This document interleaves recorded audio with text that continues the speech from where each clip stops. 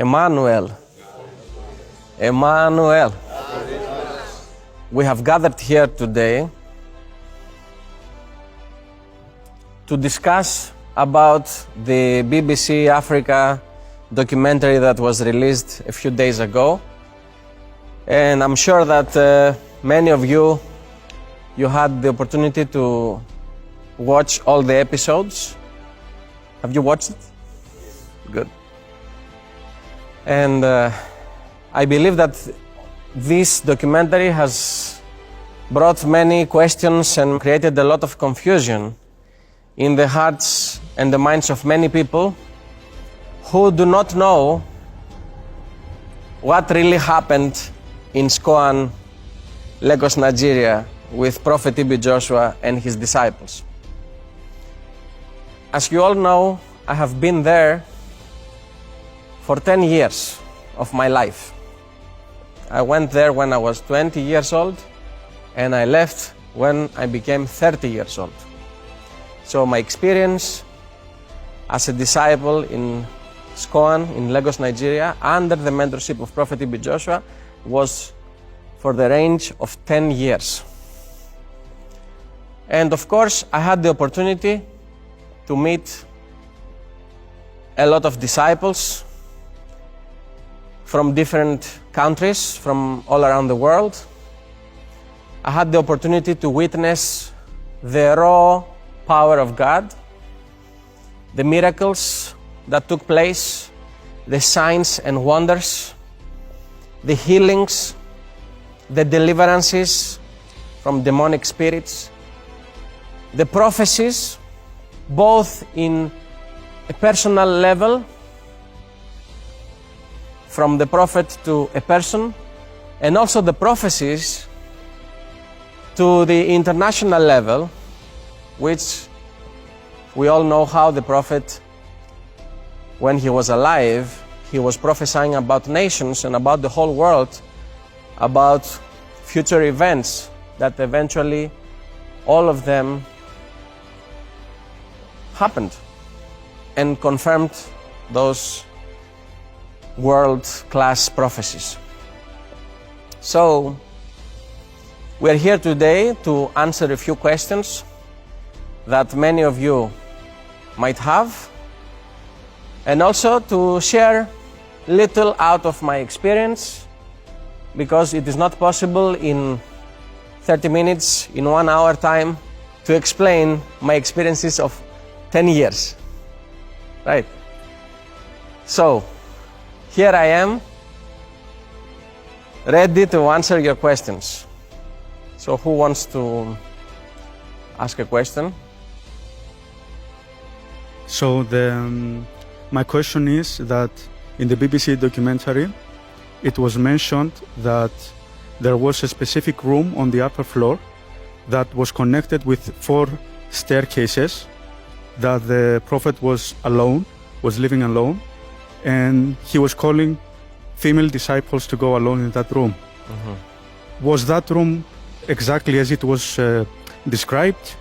And was the prophet indeed calling female disciples to go alone? Mm-hmm. Okay, thank you very much for your question. So, Prophet TB Joshua, as we all know, was a man of prayer. On a daily basis, he would go to the prayer mountain to pray, to communicate with God Almighty, to have time with God. And the prayer mountain was in a different location from the church building and where his house was, where his apartment was.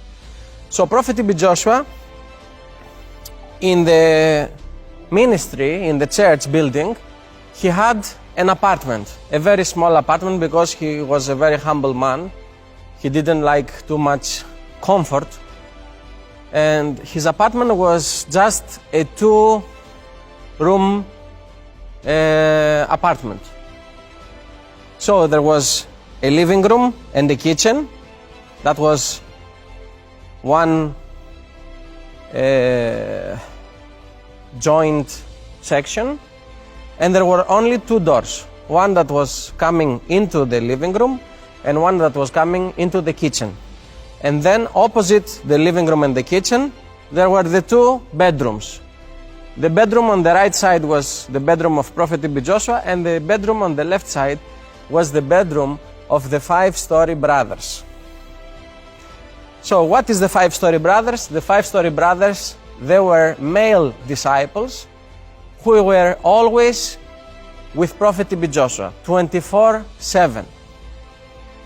24 hours of the day, 7 days a week, 365 days per year. These 5-story brothers, they were always with the Prophet.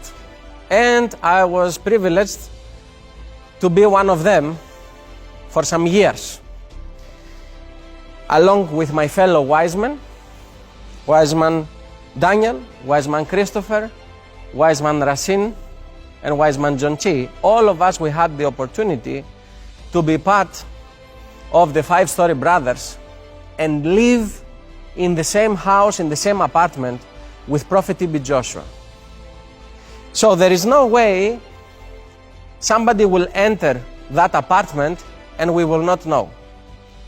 There is no way a female disciple will enter that apartment and we will not know, because the door of the disciples, of the male disciples, was always open, and we were always ready to take action in case Prophet needs something, in case he will call us, in case he wakes up during the night and he might need something, and he will call us and we go to serve him.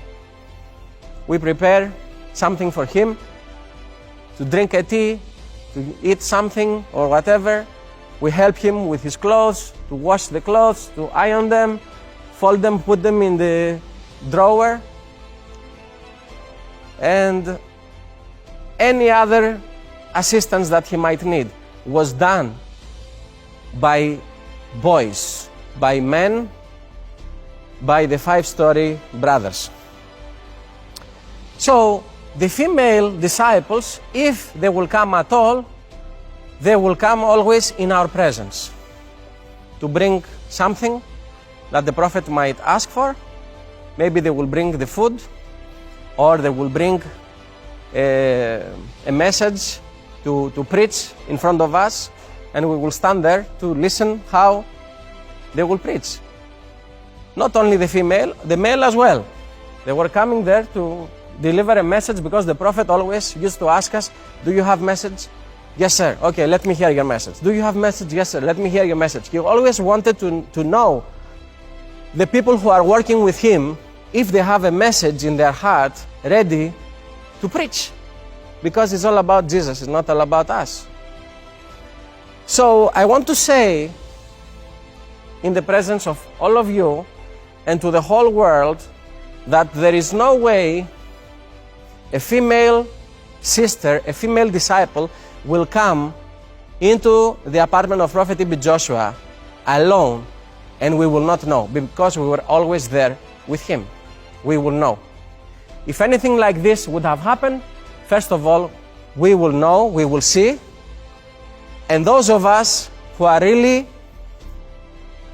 genuine believers, genuine Christians, and we knew that we were there to build a personal relationship with Jesus, if we took notice of something like that, the first thing, we will be the first people to come out and talk and say, hey, everybody, wake up. This man is not righteous. This man is not doing the right thing. We would be the first people to come out and expose him. So all those stories you hear on BBC documentary was definitely not true.